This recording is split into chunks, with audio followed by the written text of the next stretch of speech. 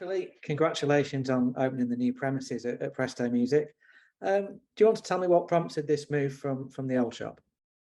Yeah, so, Presto, we've been looking to expand for quite some time into a new shop. And I think part of that was a need to reflect what we kind of do with the website, which is a huge part of our output, and have a space that really reflected the kind of ambitions that we had for that. So, for instance, in our new shop, which is much bigger, it's allowed us to expand instrument ranges. Well, we've expanded every range actually, CDs, sheet music, but all of our instruments up to and including a kind of semi-professional level.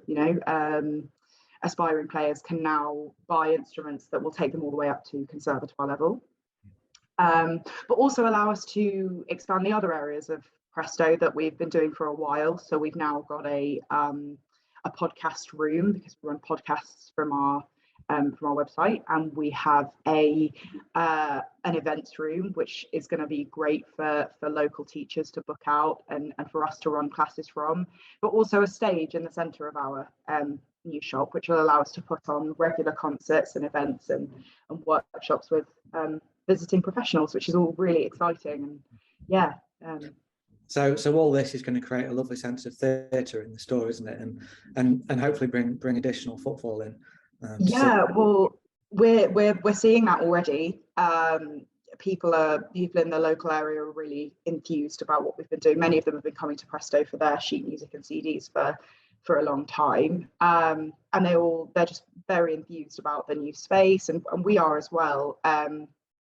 And attracting people from further afield, because we're now one of the people who can offer a broad range of instruments, but up to that semi-professional level, which is, as everyone is aware, a dwindling opportunity for people in the UK. So absolutely. I mean, obviously people probably know you more as a classical specialist than anything else, particularly from your involvement with the Gramophone Awards on a fairly regular basis and mentions everywhere. Is classical still the predominant genre that you're working with, or are you starting to cover a wider range of music?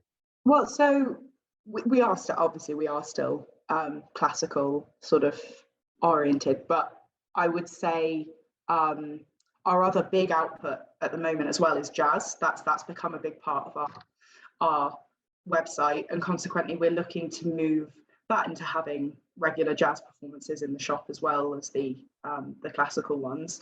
And from my point of view, I mean, I studied ethnomusicology at university, and so I'm trying to include a bit more of a global music aspect to it as well, which is really exciting. Absolutely. And it's part of your unique selling point then, isn't it, really, that it's different to what other people are offering? Absolutely. I think we touched upon it, and there obviously are other people out there, but we are few and far between now. Big music shops sadly have been declining. Any kind of music shops really have been on the decline for decades, and I think what Presto do really well with our website and with the unique content that we create for that, as well as having this store, is something unique, and it's something that people really want to engage with. I mean, our customers are a huge range, but for instance, CDs, we're very high up in the distribution of classical CDs, and consequently we have a really loyal customer base who are really excited to see that we've expanded. They might still order them online, but they come in and they browse them, and then they get a better idea of kind of what they want to see. So yeah. It's that availability of classical and jazz recordings, isn't it? Because the big chain that we all know barely stocks any classical or jazz now, apart from their own sort of very populist label, and not much beneath the surface, not your Hyperions and your Chandos and that range. Do you see much in terms of people coming in or ordering recorded music online and then starting to explore playing themselves? Is that a nice lead in? And I think one of the things that we kind of do really well here is with our editorial team writing features, and that bringing in, exploring the kind of themes and instruments that are on certain recordings and bringing those to a kind of highlight, yeah, absolutely is a wonderful thing. And also grandparents bringing in, you know, because they've been listening to CDs that they've bought from Presto for decades, but then bringing in their grandchildren who have just started music at school and buying them their first instrument is a big thing for us. And, you know, at the weekend, for instance, slightly different, but we had a guy buy a really quite expensive guitar from us, and he was in his mid-20s, but he bought his very first electric guitar from us when he was 9. And like that kind of, it's amazing to still be able to provide that kind of generational thing for people, because I mean that's what music shops used to be, right? Like, you know, you'd go in as a family on a Saturday and your parents would buy you you know, your first flute, not that, you know, I play the flute, but and then consequently, you know, you do that for the next generation, and for those people to still be able to go into the same shop is a massive thing. But that customer retention also says something about what you're actually doing in stores, doesn't it? Yeah, and I think we certainly do, you know, at Presto we certainly strive to provide really lovely and personalized customer service, which is incredibly important to keep people customer retention. Yeah, very, very much so. Tell me a little bit about how you've planned out the new store, any particulars hours, and what's your aim been in terms of the customer journey around the store? So as you walk in, so the store is 7,500 square feet, so it's much bigger than we were in. The first thing you see is I mean, it's probably, this will all make a lot more sense when people see it, but the entire front of the store is windows. So anybody walking past, it's immediately obvious who we are, because you can see the entirety of the shop from these huge bay window type things. And the first thing you see when you walk in is strings. And amazingly now, each instrument section has its own wall. Wow. So we have a wall of strings with everything from a violin to a double bass, because you don't see many double basses out in the wild either these days. No, you don't know. And they're all spotlit. All of the instruments are spotlit, and it's beautiful. You then have pianos, digital pianos on the floor, with these big, beautiful walnut-coloured bookcases spread across the middle of the floor. We have the woodwind wall, which again spotlit with alto saxophone and soprano saxes, which again, you know, those kind of not peripheral, but when you're shopping for them, can sometimes become peripheral instruments. We have them with, you know, flutes and clarinets, and they're all on the same wall, and actually they share a wall with the brass, but they're you know, that's acceptable. And they're all lovingly laid out. It's a very clean setting with white walls and just very simple kind of black hangers, which make the instruments really come alive. And then our CD section in the furthest corner of the wall, and then our guitar section is on again that really beautiful walnut wall to really make the wood of the guitars really come alive as well. So yeah. And with that, are you finding yourselves able to stock more of the very top end instruments that would normally be available only on a special order basis? Absolutely, yeah. I mean, we've had some really exciting partnerships come about because of the move. You know, starting to stock your really kind of conservatoire level Yamaha woodwind and Faith guitars. It was a big one for us. We're now a distributor of Black Star acoustic amps, which again is something that we did do amps in the past, but this is more of an acoustic setting. So we've gone with that, and our partnership with them is amazing for us. And again, the violins, you know, we have an amazing string specialist, and she's been instrumental in getting that kind of top end, you know, definitely up to grade 8 now and beyond, which is, if you are gonna have as your focus that customer journey, not just in the store but of development, we have to be there for the next step, you know, like it's great selling them their first instrument, but we want to be there to sell them their next one, you know. And you putting your faith in your business has obviously strengthened your partnerships with distributors and manufacturers. Absolutely, yeah. And you know, it's amazing when you see, when we've moved now, it's amazing to think that yes, we added some new stock when we moved, but actually we were packing in most of what's in the new shop into our old shop, and you know, just how much of a kind of squirreled away. It was great, it was lovely, but this is a very different. People have got room to sort of explore. I mean, one of the major things that we were all very passionate about was having a practice room where people could try instruments away from the shop floor, because I mean, I tend to find that some instrumentalists, guitarists in particular, perhaps, are very happy to demo what they demo them on the shop floor, but not that that's any kind of slight. But you know, your string player, I tend to find, do tend to want to have a bit more of a private experience with that, and we can now offer that, which is amazing. That's brilliant. Are you seeing customers already starting to benefit from that sense of space and from being able to go away and private? Absolutely. I mean, it's the number one thing that people comment on, you know, oh, more space in here now, and yeah, I mean, it's nice to, it just improves, I think, that kind of personalized service. You know, you can be now with one of us in a setting, even actually if it's just on the shop floor, but because we're so much bigger, you do have, and because each instrument has its own space now, each class of instrument has its own space, you can be with one of our specialists and not be bothered by anybody else, because the space is so big that other people can actually potentially, you know, occupy the same space, but at such a distance that you do feel, well, I hope people feel that they're getting a personalized service from us. But I think that's really good, because I think one of the things that our industry could and should be better at is really promoting the expertise that lies within the industry, and how that separates a specialist from a specialist music shop from a much broader online retailer. Absolutely. And I think, you know, people really get on board with that. And I think also, without, you know, plugging my own perhaps agenda, I think I've worked in a few music shops, and generally the number of women in them is few and far between. Yeah.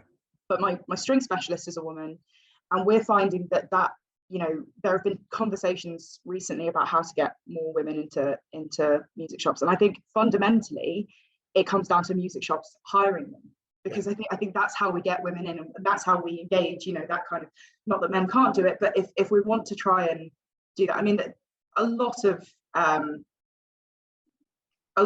string players, for instance, are women, and well, it's mixed, but you know, I think having that kind of cross-cultural cross-section of people at the helm is something that Presto does really well, and it's certainly reflected in how we engage our customer base.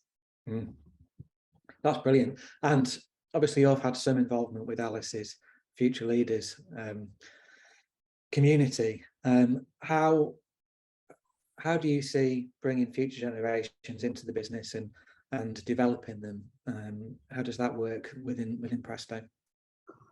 Well, so this is part of the reason kind of that we moved in the first place, is that in order to reflect Presto's aspiration to be a group that supports, because it's all community. I mean, it starts at home, right? You know, so if you're supporting your local musicians and you're supporting those kids who are coming through the system, then and that couldn't be done without community hubs of music, you know, like big shout out to them across the country. So by facilitating them coming in and being able to browse in a crucially a non-pressurized situation and setting, that spreads to, you know, countrywide, as opposed to just being a home, but it does start at home. And I think, but also because Presto reflects that within our award system as well, we kind of have in some ways all the bases of that kind of covered. So yeah, And it is that balance, isn't it? It's achieving that balance between having the expertise, but using that expertise to support the customer rather than to hold the customer's hand, rather than actually making them feel under pressure. Yeah, and I think it's, you know, I'm an advocate for music shops can be tricky because a lot of us have been doing it for a long time, and it's about striking that balance between showing that we know what we're talking about without making the customer feel diminished in any way for not knowing, which I think we've all probably felt at one time. You know, everybody starts somewhere. It's Metallica's point about Stranger Things, isn't it? That they don't mind that people have been turned on to them, because everybody starts somewhere, and if you happen to hear their song on Stranger Things, then it doesn't matter that that's how you've become a fan of theirs. Well, absolutely, and they can be daunting places, can't they? Absolutely, and but it's about telling kids in particular, you know, like, everybody's rubbish when you start. No, nobody's a virtuoso when you first start, but without starting, you can't get there. And I think sometimes, and this isn't just a music shop problem, it's an any problem, and any specialist problem. You know, for instance, people use the word obviously, and it is to us, but it's not to kids or people who are starting out, and it can put people understandably on the wrong footing about things, and that's not what we're trying to achieve. We're trying to get as many kids involved as possible, and just be inclusive of that, you know. And it doesn't matter how long you've been playing, or if you only do it as a hobby, you know, like that's, you don't have to become a professional musician just because you're a great clarinetist. You know, my careers advisor at school once said that there are so many career paths in music that you don't even know exist until you've done it for a while, or you've been out in the working world. And I think actually, as I've gone through this industry, even I've become aware that there are so many career paths in music that don't necessarily need to involve playing an instrument, you know. So yeah, absolutely. I do notice on a lighter note, I do notice looking on Google Maps that you're very much amongst estate agents and eateries where the new shop's located. Has that been any sort of strategic part of the decision, or is it something you've found to be a benefit already? Well, there were talks. Presto took a long time working out where they were going to situate themselves, because I think, and this is one of the things that I was interested learning at the MIA event a couple of weeks ago, is the split between music shops being, you know, potentially in industrial estates, being away from the city centre, or, you know, contrastingly the ones that are still in the city centre but occupy smaller residencies and things, and all of that kind of balance of that. And I think Leamington is packed with eateries, and estate agents, that's true. But I think in some ways that does us a favour, because how many times have you been in a conversation with someone and they've said, oh, you know what, I'm just going to have a coffee and I'm going to go think about it, you know. But now in Leamington, the second you step out of our shop, you can find one. So I think when customers do that, I think it's a genuine, you know, people do need time to think about it. But if you can still be immersed in the experience somehow by having one really close, I think that's only a positive for us. Yeah, and it almost gives the opportunity for a visit to the shop to be a family day out, doesn't it? Let's go and have a look. Let's go. I mean, I know when it's probably a slightly unusual thing to have done as a teenager, but when I was a teenager, when I had a birthday or Christmas, I used to go with my dad, spend a day browsing music shops and classical CDs and things, go and have some lunch, and then go back and do the buying. Yeah, no, and I think I don't know, I think a lot of us were probably that person when we were younger. I know my husband, who's a guitarist, you know, he still does that. That's still what we do on his birthday. So I think, yeah, in order to be able to give people that experience is still, it's a really lovely family thing to do as well. You know, and especially if families, not everyone's in this position, but I'm one of 4 and 3 of us are professional musicians, you know. So when we descend on a music shop, we cover most of the bases of what a music shop offers, and then, you know, we go away and we'd like talk about what we'd find, and then we'd all go back in with Christmas money, and that's a really nice thing to be able to share with families as salespeople, because I think music shops are strange in that there aren't many similar settings, retail settings. There aren't a whole load of things you can compare it to. And that difference can be really powerful as a commercial tool, you know, that it is an experience rather than just a retail environment. I mean, it's both, but yeah, giving families those days out are really important.